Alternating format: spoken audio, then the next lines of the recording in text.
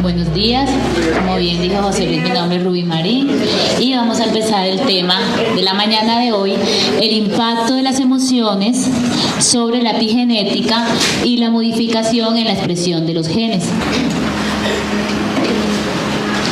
Para hablar sobre epigenética y genética, que son términos tal vez muy técnicos o muy científicos, vamos a aclararles algunos conceptos y quiero explicarles por qué este tema en un congreso de familia. Y partamos del hecho que los genes son los que nos da papá y mamá. Entonces ya de ahí estamos saliendo del eje central de la familia. Nuestros padres y nosotros como hijos o como padres también somos ese eje central. Entonces, dado que hay que volver a esa semilla, este es el tema que vamos a hablar y nos va a servir mucho para poder mejorar cosas personales y cosas inclusive transgeneracionales, es decir, de nuestros hijos y nietos. ¿Qué es un gen? Entonces, cuando hablamos de gen, es la unidad funcional de la cual consta el ADN. ¿Qué significa eso? Es una sola molécula de esas que nos pasa a papá y mamá. ¿Qué es la genética? La genética es la ciencia que estudia sobre estos genes. Estos genes se van a ver en un genotipo y en un fenotipo. El genotipo es toda la información genética que tenemos, absolutamente toda. Tanto las enfermedades como son nuestras estructuras internas. Y el fenotipo está más asociado a nuestras características físicas, como son los ojos, como es el color del cabello, como es el color de la piel, la estatura, que heredamos de papá y mamá. Este tiene los ojos del papá, este tiene la altura de la mamá, o este es como el abuelito. Esos son nuestros caracteres genéticos. ¿Y qué es el ADN? Entonces imaginémonos que el ADN es como ese libro de recetas grandísimo que tiene nuestro cuerpo, donde está toda esa información genética. Esto que está aquí es el ejemplo de una célula. Y en esta zona, que se llama el núcleo, ahí está el ADN. Ahí se encuentra ubicada toda esa información. Y otra parte muy importante es esta capita que está aquí, que es la membrana, que es la que permite que esta información entre o no. Entonces, cada uno de nosotros tiene muchas células y tenemos aproximadamente 22.000 a 25.000 genes. Cada uno de nosotros. ¿Qué más dentro de este ADN? El ADN, imaginémonos que es como una escalera, pero en forma de caracol. Donde esto que está aquí son los escalones. ¿Por qué les estoy hablando de esto? Porque es aquí donde la base de nuestra conferencia se va a dar, donde yo puedo hacer esos cambios y esas marcaciones epigenéticas, o donde ya yo traigo esas marcaciones de mis padres. Vamos a ir aclarando poco a poco esta información. Estos 4 nombres que están aquí, adenina, timina, guanina y citosina, están en cada uno de estos escalones. Pero es importante tener en cuenta que esta que está rojita, que es la adenina, siempre va a ir de la mano de esta naranjita, esta de color naranja, que es la timina. Y esta que está aquí azulita, con estas verdecitas, que son la guanina y la citosina, para efectos prácticos siempre le decimos A, T, G y C. La G y la C siempre van a ir juntas. Y es en esta C, pueden ir G y C o C y G, indistinto, dentro de esta cadena. Pero aquí a nivel de esta C es donde se van a colocar esas marcaciones, esas banderitas epigenéticas, para yo poder hacer estos cambios para bien o para mal, por decirlo de alguna forma. ¿Y qué es la epigenética? Que es lo que hemos estado nombrando desde el inicio. Hace muchos años, no sé si se acuerdan, que en las noticias salió que el código genético, que ya sabían todos nuestros genes, que iban a encontrar la respuesta a todas las enfermedades.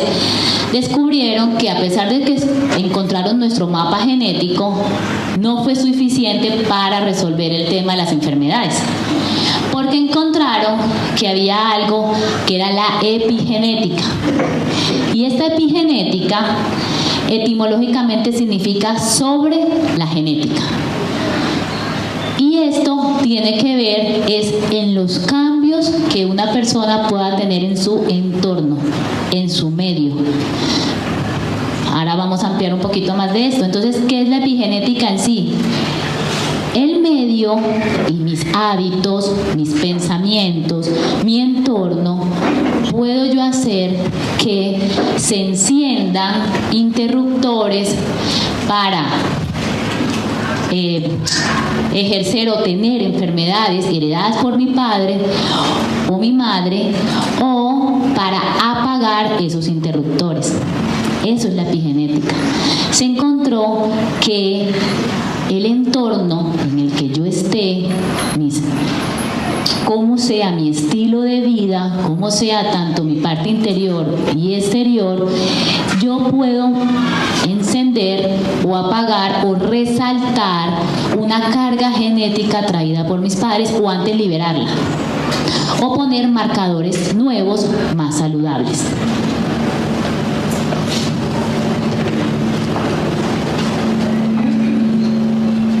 Y para terminar la parte de los conceptos, aquí apenas estamos hablando como un abrebocas para aclarar más o menos qué son todos estos términos a los cuales me voy refiriendo. Están las proteínas. Se pensaba que ese núcleo de la célula, que ese ADN y que esos genes lo eran todo. Pero luego se dieron cuenta que estas proteínas tenían un factor muy importante dentro de este proceso. Y que estas proteínas tienen muchas funciones en nuestro cuerpo. Nosotros normalmente escuchamos, coma proteína para que saque músculo. Hay proteínas. Pero en los genes hay unas proteínas que tienen unas funciones, valga la redundancia, funcionales y reguladoras que van a llevar esa información allá a ese núcleo celular donde está el ADN y van a pasar por esa membrana celular que tiene también tanta importancia.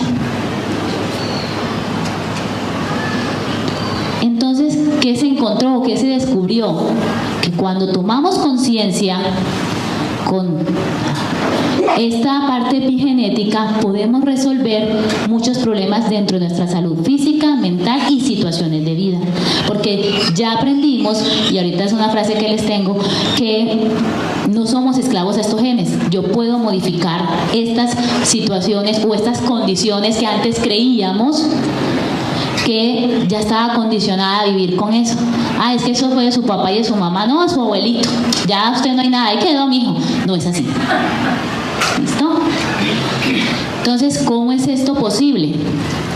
Algo importante a tener en cuenta es que el secreto está en la expresión de ese gen. Es decir, o sea, eso que yo heredé de mi papá y de mi mamá, esas líneas genéticas, esa secuencia no se puede cambiar. Pero la forma como ellos se expresen, sí. Y es ahí donde la ciencia encontró que no estaba todo descubierto, que no estaba todo escrito y que todavía hay muchas cosas más que encontrar y descubrir. Pero que sí podemos modificar sin cambiar la secuencia, sin cambiar el orden de esa línea genética, puedo cambiar su expresión.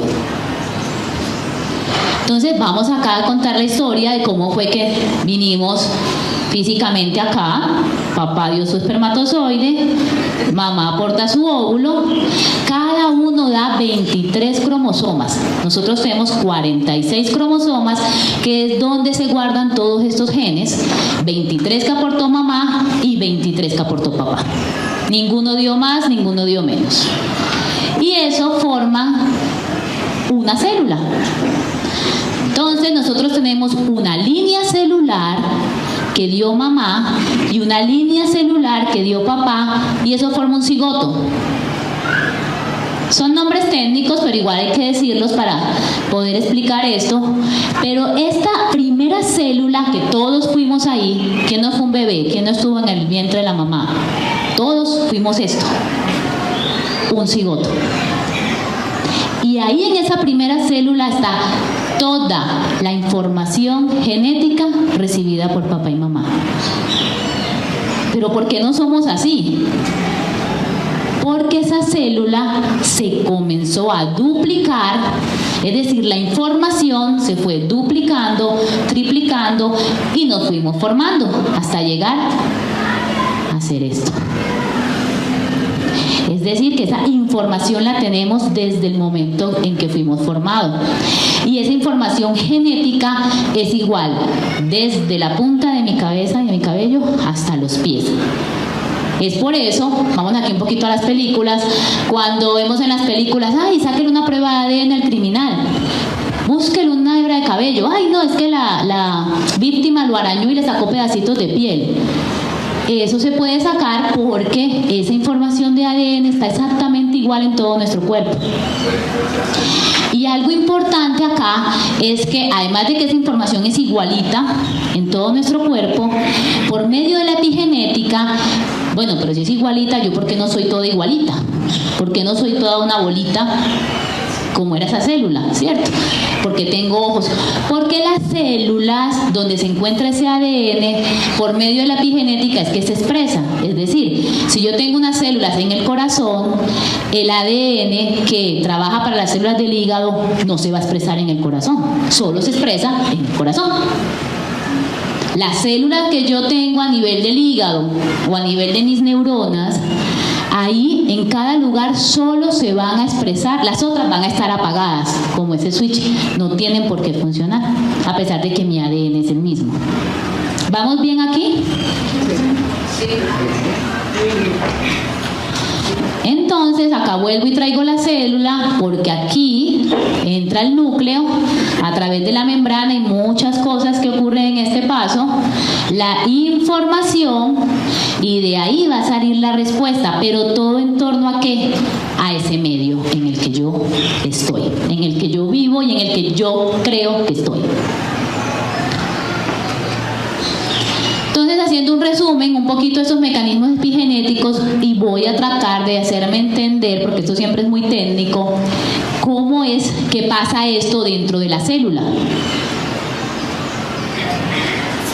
Entonces, ¿qué se ha encontrado? Existen muchas formas para que esas banderitas o esos marcadores o esos resaltadores epigenéticos puedan expresarse o apagarse. ¿Cómo son? Entonces aquí, esto es un cromosoma. Aquí están, ¿se acuerdan que les dije que teníamos 46 cromosomas, donde hay millones de genes? Entonces, este es un ejemplo de uno, y aquí nos traímos una hila de un ADN que hemos abierto para poder explicar qué hay en este ADN. Entonces, ¿se acuerdan que les dije que había una letra A que siempre estaba unida a la T y una letra C que siempre estaba unida a la G, ¿cierto? Entonces, ¿qué ocurre? A nivel de esa C se da esto que está aquí, que es un grupo metilo, y eso se llama metilación del ADN. Ese grupo metilo, imagínense que es una banderita y está ahí, ¡pum! Ahorita vamos a ver en un video un ejemplo qué puede pasar con este grupo metilo para que lo entiendan mejor, pero vamos a suponer que esta banderita es porque el abuelito de Pablito fumaba. Entonces a Pablito, el abuelito, le pasó a su papá una carga genética donde él tiene una banderita de que puede tener un cáncer de pulmón porque su abuelito fumó y le dio cáncer de pulmón, y a su vez ese papá le puede pasar a Pepito cuando nació esta banderita en esta metilación del ADN. Pero ¿qué ocurre? Que Pepito dice, no, en mi familia hay cáncer de pulmón, yo no voy a fumar, yo voy a hacer ejercicio, yo me voy a cuidar, voy a buscar comida saludable, y Pepito quita esta banderita mediante sus hábitos. Entonces ahí es una de las formas, mediante la formación de grupos metilos, que no solamente son para quitarlas, también para ponerlas, viceversa. Yo adquiero buenos hábitos y pongo banderitas que me protejan del cáncer, por ejemplo. Esta es una una forma. Hay otra que es por medio de las proteínas. Esto es un gen enrollado. Se dice que el ADN puede medir hasta 2 metros aproximadamente, pero nosotros no lo vemos sino a través de un microscopio muy especial. O sea, 2 metros se vuelven una cosa microscópica. ¿Cómo es eso? Porque las proteínas, estas que se llaman histonas, lo envuelven, lo abrazan, lo cubren. Pero ¿qué pasa? Cuando tenemos un ADN muy envuelto, que es lo normal y así tiene que ser, este ADN para poderse expresar tiene que abrirse, liberarse. Entonces las proteínas llevan la información y lo abren. Si el ADN está cerrado, no puede ni entrar ni salir la información, o sea, no se puede expresar. Entonces, esto que está aquí hace que este gen se vuelva activo. Este es un factor epigenético y aquí la banderita se pone lo que llamamos los grupos acetilos. Entonces aquí es un grupo metilo la banderita y aquí es un grupo acetilo, que es este amarillito, y es más o menos lo mismo. Es una banderita, una marcación o un resaltador. Son todas las analogías que encontramos en la literatura. Y hay otras formas de demarcación epigenéticas que se han encontrado, pero estas son las más comunes, para no irnos ya como tan demasiado técnicos. Y a partir de estas, que son las más frecuentes, es donde vamos a seguir con nuestro proceso de charla. Voy aquí a organizar un videíto donde les voy a explicar sobre la epigenética en los gemelos y las enfermedades. Martín y Diego, y la esposa de Diego, Isabel. Diego e Isabel aprenderán sobre la epigenética.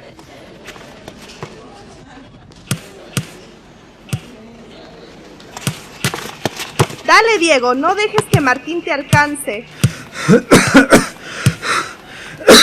Necesito descansar. Lo que necesitas es dejar de fumar. Hay un problema con tus pulmones. Parece que es cáncer. Pero soy tan joven.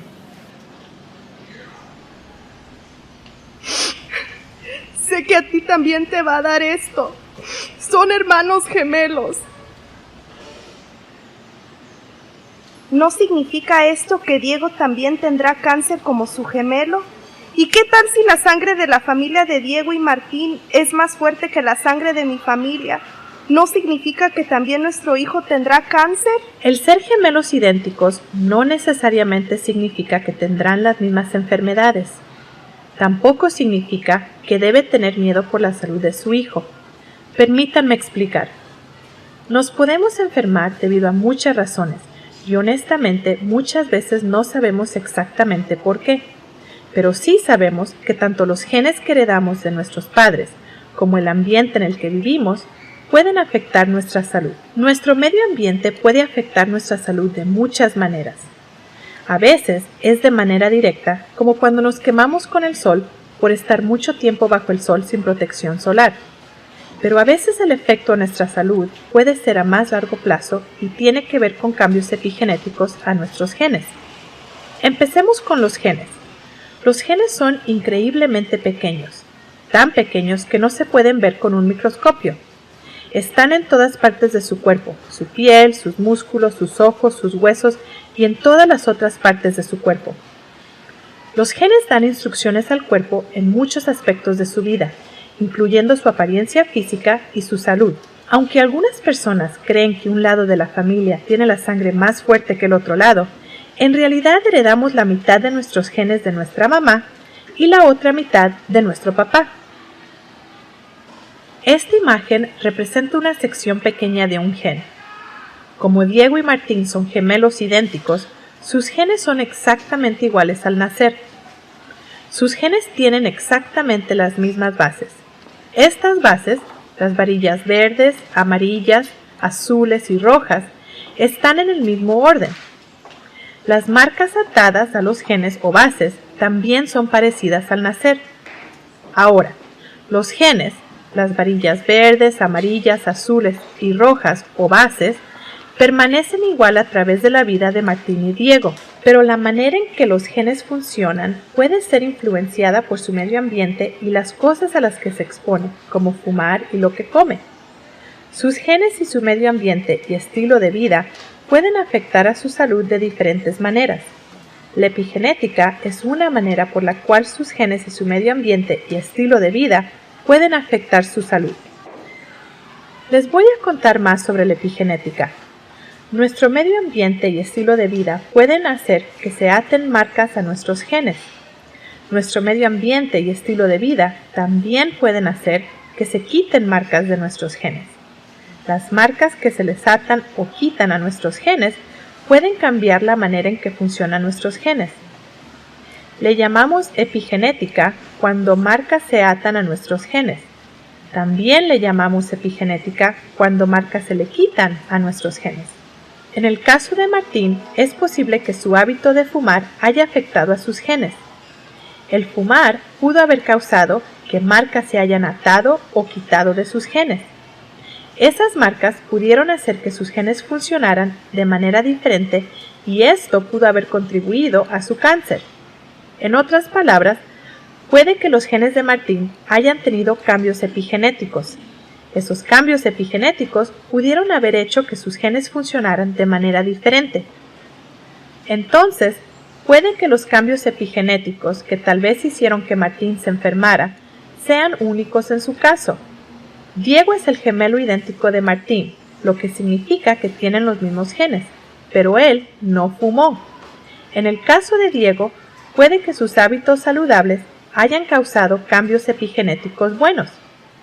Cuando Martín y Diego nacieron, tenían la misma posibilidad de tener cáncer, pero ya que Martín fumó, su riesgo aumentó.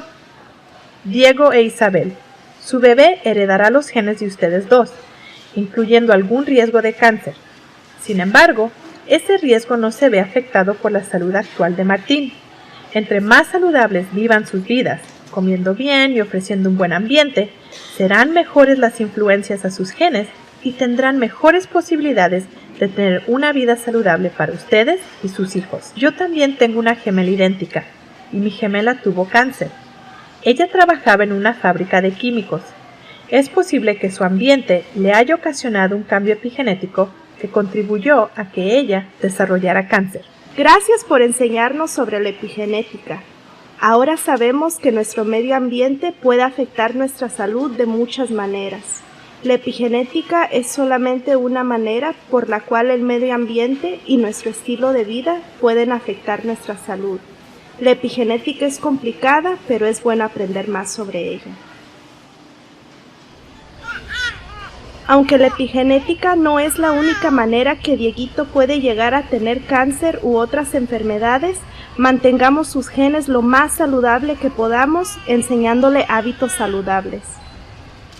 Y aquí les voy a contar sobre una vivencia personal en torno a esto. Tengo una hija de 5 años y Antonella nació con una enfermedad genética. Solamente hay un 2% de enfermedades genéticas propiamente, las otras son todas por epigenética. Pero con Antonella nos habían dicho que Antonella iba a caminar, pero que por ahí a los 5 años más o menos. El periodo normal que un niño camine es de 0 a 2 años. Hoy en día, como son tan precoces, al año, a los 7 meses ya lo están haciendo, pero se espera hasta los 2 años. Antonella caminó a los 23 meses. ¿Qué cambios epigenéticos hicimos con ella? Terapia física todos los días. Aquí les muestro un video. Vamos, video cortico.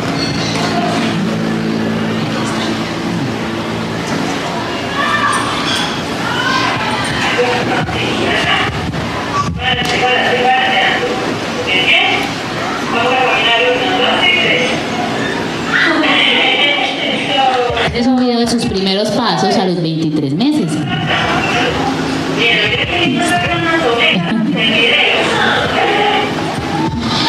Entonces son procesos donde hemos podido demostrar que no estamos sujetos a estos genes, aún en las enfermedades genéticas propiamente.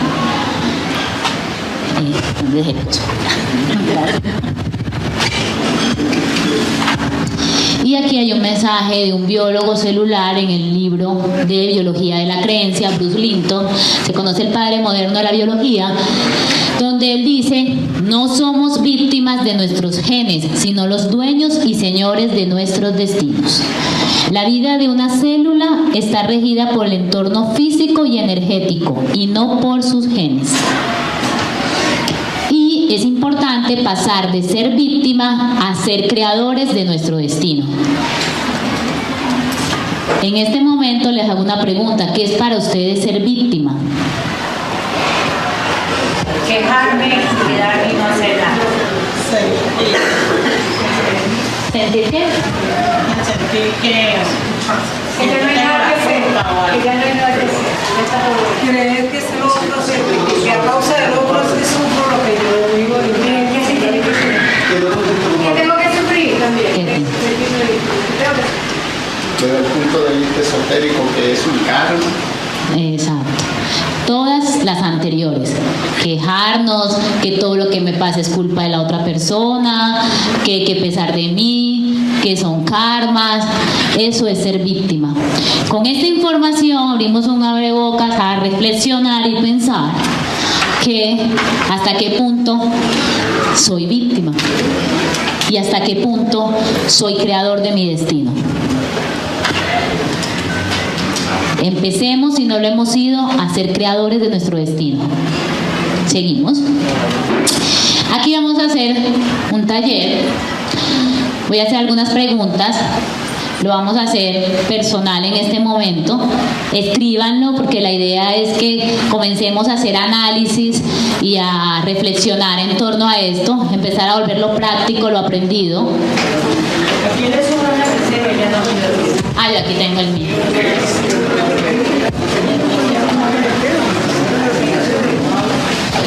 Para este taller vamos a disponer un tiempo de 15 minutos, son las 9:31, las 9:46, y vamos a hacer la primera pregunta para responder el taller. Son 3 preguntas, vamos a dedicarle más o menos 5 minutos, yo se las voy a leer y ustedes las van a...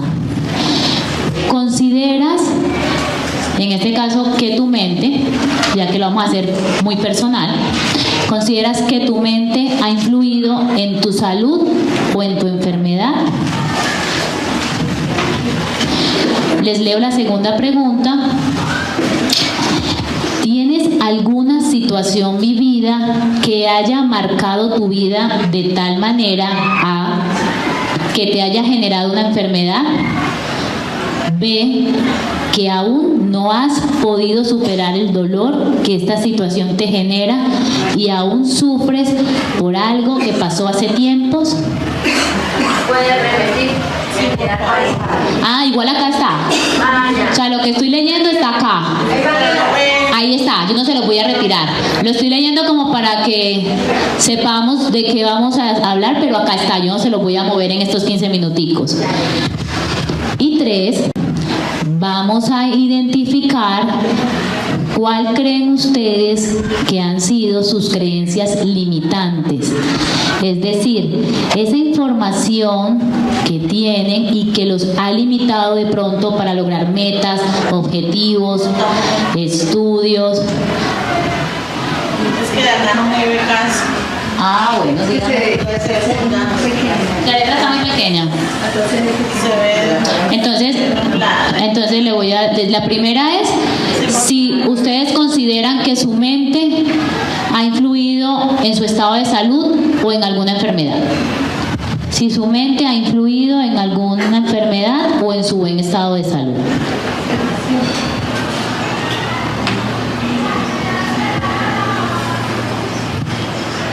Segunda pregunta. Si hay alguna situación que hayan vivido, algún trauma, algún proceso muy fuerte en su vida y que les haya generado una enfermedad, que sean conscientes de eso o que aún les genere dolor y sufrimiento.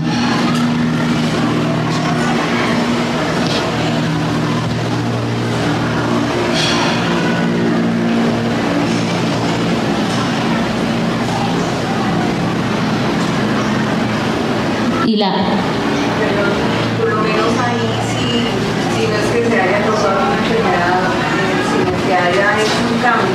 la vida o en la psiquis También. bueno o malo. También, exacto, tanto para bien.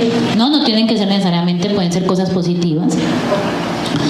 Y tercero, identifiquen cuáles han sido sus creencias limitantes. ¿Qué son creencias limitantes? Esa información que yo tengo o eso que yo creo que soy y que tal vez me ha impedido lograr metas, lograr objetivos, propósitos. Escriban qué creencias limitantes sienten que tienen ustedes o que han descubierto en su vida.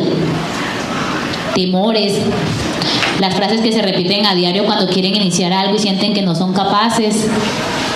O sea, vamos a escribir las creencias limitantes y estoy dando ejemplos de eso. Esos son los 3 puntos. La idea de escribir es para poderlos observar, analizar, porque a veces no nos damos cuenta. Escribiendo podemos observar mejor esto. Entonces es como hacer ese análisis reflexivo de todos estos aspectos.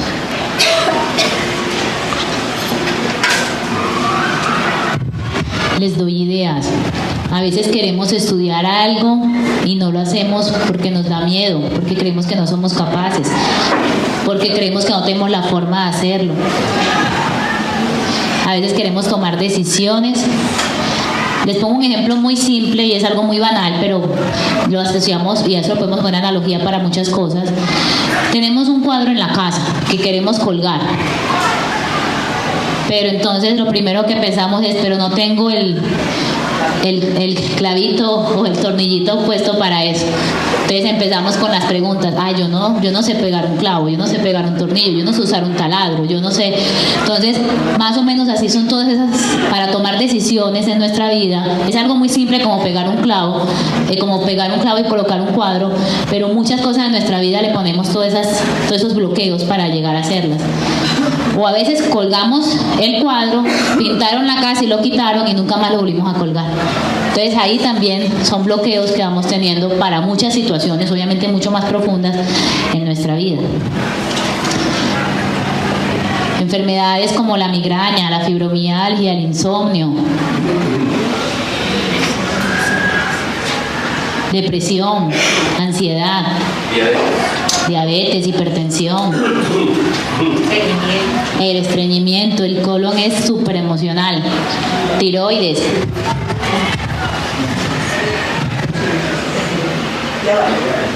Todo eso es por Muchas cosas sí, en su mayoría. ¿Alguna inquietud, algún comentario, aporte? Tengo preguntas, Rubí. Sí. ¿En tu taller tienes considerado el ego o lo inferimos?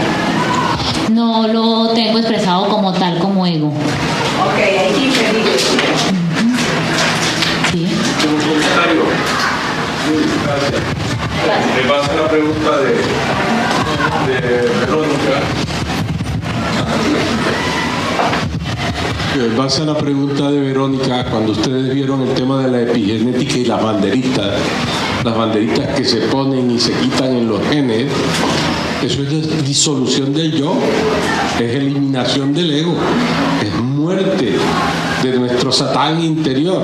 Es decir, podemos heredar un mal genio de un bisabuelo y yo no tenerlo porque me doy cuenta y trabajo todo lo que nos está enseñando la doctora Ruby y transformarlo. Y si me permite una acotación, hay una investigadora neurocientífica española, curiosamente llamada Pilar Marín, ¿sí?, que habla sobre ese tipo de influencia, por ejemplo, de las personas que sufrieron la Segunda Guerra Mundial y que sobrevivieron a esa catástrofe.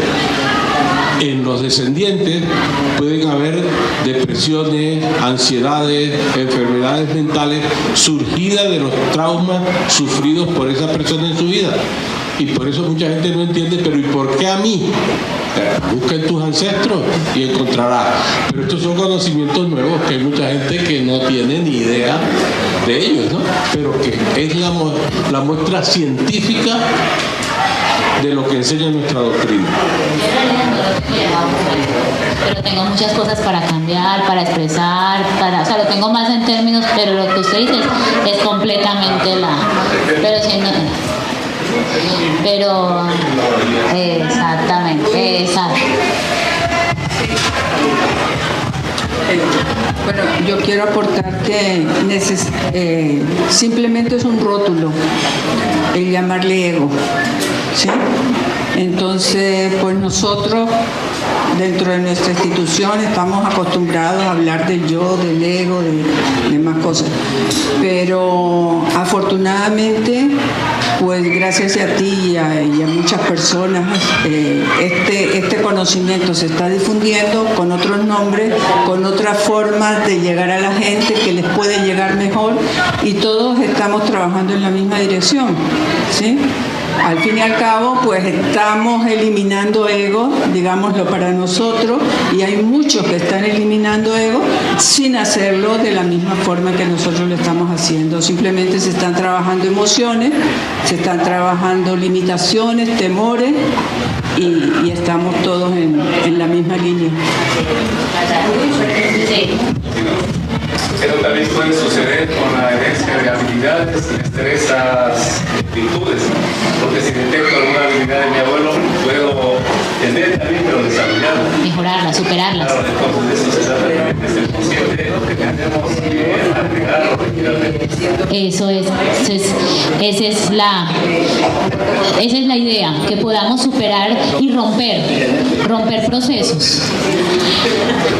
Entonces, vimos un video sobre gemelos y gran parte de estas investigaciones se comenzaron a dar porque gracias a Dios hay investigadores y personas curiosas que comenzaron a observar por qué gemelos idénticos, que pequeñitos ha pasado, y alguno tiene algún conocido que son dos muchachos idénticos y a veces los papás ni los diferencian, tienen que vestirlos diferentes para poder saber quién es cuál, de lo que se parecen físicamente, y hacen pilatunas. Entonces, ¿qué pasa? ¿Qué pasa con estos gemelos cuando son separados de sus padres desde pequeños y en algún momento se encuentran, porque son tan diferentes e inclusive tienen cambios hasta fenotípicos, físicamente ya no se parecen? Si son gemelos idénticos, tienen exactamente la misma línea de ADN en esa primera célula, la bolita que les puse al principio. ¿Por qué? Si son así, ¿por qué cambiaron? Porque son diferentes, porque tienen enfermedades diferentes. ¿Qué cambió en ellos? Cuando se casan, cuando son adultos, cambió el medio, cambió el entorno. Sus factores epigenéticos cambiaron. Vimos el ejemplo de Martín y Diego, que inclusive vivían juntos, compartían, pero el uno tenía cáncer de pulmón y el otro no. Es por estos marcadores epigenéticos que en estos gemelos idénticos se prestó para observar esta parte de la epigenética y permitió que observáramos que había algo más, que no eran nuestros genes y que podemos modificarlos. Entonces aquí hay un ejemplo real que sí se puede hacer estos cambios. Y como ya hemos hablado, desde el embarazo, desde el inicio de la gestación, comienza a ver, y ya sabemos que desde antes, pero eso está después, pero entonces comienza a ver toda esta entrega epigenética en el ADN. Y aquí algo importante, y el tema de familia, lo que nuestra madre, todas esas experiencias vividas desde el vientre materno, todas esas emociones, vive nuestra madre, las vive el bebé, las vive ese producto. Y nosotros decimos, ay, pero ya nosotros fuimos bebé, ya la embarramos. No, podemos resolverlo. Nosotros como hijos lo podemos resolver. Ni modo. Pero entonces hay que decirlo, porque si no quedamos como que, ay, ya, no acabó, ¿qué dicen? No, son cosas que hay que conocerlas, podemos mejorarlas, pero todas estas emociones se reciben también en estas primeras semanas y durante toda la gestación materna. Y ¿cómo moldea los genes? ¿Cómo es que el entorno moldea estos genes? Entonces vamos a hacer ejemplos un poco más específicos y volviendo al tema científico para explicarles que es que hay evidencia científica, o sea, no es que nadie me lo dijo, no se lo inventaron, hay evidencia de esto. Y ponemos el ejemplo de las abejas. La abeja reina nace igual que las obreras. La diferencia es que la que sabe que va a ser la abeja reina la alimentan con jalea real. Y eso hace todos los cambios fenotípicos en ella. Por eso ella puede procrear, por eso ella crece más, por la jalea real. Entonces hay unos cambios epigenéticos que la alimentación en esta abeja hace que sea diferente a las obreras. Entonces tenemos que buscar cuál es nuestra jalea real para comenzar a ser diferentes y poder crecer nosotros y mejorar estas marcaciones epigenéticas. ¿Cómo? Nos vende la de las obreras. Es que nos vende la de las obreras. La jalea real no la vende. Ahora, ¿qué encontraron los estudios en torno a los niños maltratados?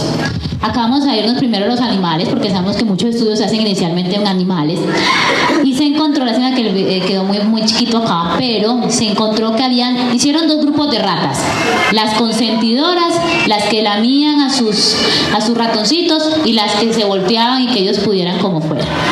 Se encontró que las ratas que daban poco mimos, hay unos genes que son receptores y que captan el cortisol. Ahorita les voy a explicar un poquito qué es eso de cortisol, que todo el mundo habla del cortisol, y se me elevó el cortisol y tengo el cortisol elevado. Ahorita hablamos un poquito de eso.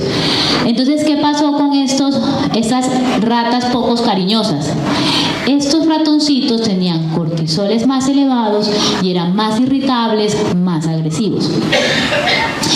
Y las que eran más consentidoras tenían una mejor expresión de este gen receptor del cortisol y le permitía controlar mejor el estrés. Si traspolamos eso a nuestros niños, se ha encontrado que los niños que recibieron tratos violentos en su infancia tienen mayor riesgo de sufrir de depresión e inclusive de llegar a ser suicidas en la edad adulta. Se encontró que el cerebro de estos niños maltratados tienen etiquetas epigenéticas que favorecen el suicidio en ellos. Acá hago un paréntesis, y es dentro de toda la investigación que hice para esto, que con nuestros niños, y es más una especie de mensaje, siempre que les corregimos, les llamamos la atención, nunca les recordamos que los amamos. A veces yo he escuchado padres corrigiendo a los hijos y en la calle uno les escucha, ay, estoy enojado con usted, ni me hable. Entonces, cuando estemos corrigiendo a los niños, es importante informarles que a pesar de que le estoy dando una corrección y que no estoy de acuerdo con su comportamiento, aún en ese momento lo sigo amando. Y no sé si han observado cuando los niños han sido tratados así, que van, mamá, pero tú me quieres, mamá, buscando esa aceptación de su papá o de su mamá porque sienten que tal vez no. Entonces es una forma de ir marcando epigenéticamente, porque ese niño en edad adulta va a empezar a buscar aceptación y va a aceptar violencia por ganarse la aceptación de otras personas. Entonces son cosas que podemos ir tratando desde el seno de la familia. Y lo transgeneracional, las etiquetas transgeneracionales. Lo que decía don Jorge son estudios que han encontrado en épocas de guerra, en épocas de hambruna. O sea, cuando se habla de epigenética, vienen de allá, desde la Segunda Guerra Mundial. ¿Qué pasaba se encontró que los nietos de esos niños que vivieron como tal la guerra o la época de hambruna tenían, y que ya en la época en la que ellos nacen ya todo está como si nada hubiese pasado y ya el entorno de ellos es diferente, porque tenían las mismas comportamientos, enfermedades? Se encontró que algunos morían a más temprana edad. ¿Por qué razón si ellos no vivieron la guerra? Por esas marcaciones epigenéticas. Se ha visto mucho también en las mujeres que han tenido abuelas violadas, y a veces se ve que en las mismas marcaciones epigenéticas familiares se vive lo mismo. La abuela fue violada, la mamá fue violada, la hija fue violada, la nieta fue violada. Entonces es importante romper con estas marcaciones epigenéticas y ver volver desde el pasado, desde nuestros ancestros, averiguar si tenemos la forma que ha ocurrido para poder romper con ellas. En este libro, Este dolor no es mío, es un libro muy bueno que habla respecto a estos procesos transgeneracionales. Y él decía que había un chico a los 19 años que comenzó a sufrir de insomnio, pero ¿por qué sufro de insomnio si toda mi vida dormí bien? Y buscando, un tío se había suicidado, y él empezó con ideas suicidas porque estaba desesperado de no poder dormir. Y un tío a los 19 años se suicidó, a la misma edad que él empezó el proceso. Pero obviamente hasta que uno no comprende y no llega al motivo y al momento, no se va a encontrar para poder superar estas marcaciones y estos procesos. Sí, claro, fue un proceso psicológico, inclusive que escribe el libro, pues, y con psiquiatras y eso para poder llegar allá. Pero hay muchas cosas que podemos averiguar. Yo en estos días atendí a una paciente y había terminado de leerme justo el libro y me llegó desesperada a la consulta. Rubí, estoy desesperada, llegó, mejor dicho, eso temblaba de todas esas emociones que tenía en ella. Y decía, bueno, pero cálmate y hablemos.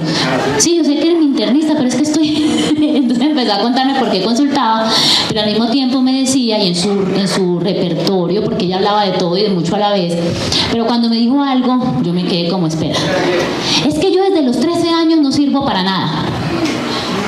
¿Cómo así desde los 13 años? Yo veo solamente población adulta, o sea que la chica tiene 32 años. Yo desde los 13 años no sirvo para nada. Y yo, espérate, frena ahí. Después que ya me dio gran parte de su discurso, ahí la hice frenar. ¿Cómo así que no sirves para nada? Yo tengo entendido que tú terminaste la universidad. Sí, yo pues, no estoy diciendo que eso sea lo único, pero algo debe servir desde que hizo un estudio universitario y aprobó, ¿cierto? Como usando sus palabras. Sí. Y yo le dije, ¿y por qué tú sientes que no sirves para nada? ¿Quién te dijo ese mensaje? ¿Estudiaste en la universidad? Asumo que sí, para algo sirves, estudiarte al menos. ¿Y quién te dijo a ti eso? No, es que yo vengo observando eso. Mi mamá tampoco sirvió para nada desde los 13 años. O sea, se vive en el día a día.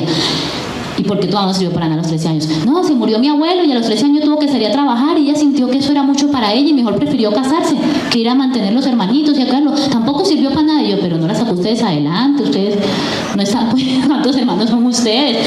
¿Cómo que no sirvió? Mi abuela tampoco sirvió para nada. Yo le dije, te vas a leer este libro. Este no es mío. Y ella tiene unas etiquetas transgeneracionales y ni la abuela sirve para nada desde los 13 años. Hace su frase nuclear, eso se llama frases nucleares. Son frases que repetimos de manera inconsciente, pero que vienen de generación en generación.